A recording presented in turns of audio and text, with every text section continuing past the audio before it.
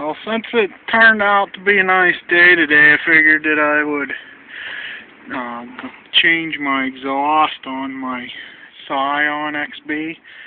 I gotta replace from right here all the way back. You can see the pipe rotted out right in there. And I'm gonna put all new in from right here by the oxygen sensor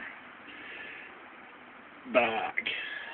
So what I'm going to do is cut the pipe just past that oxygen sensor and pull it out, because it's all one welded unit, and I'll expand the pipe I have to fit over that, and then the rest will just go right together.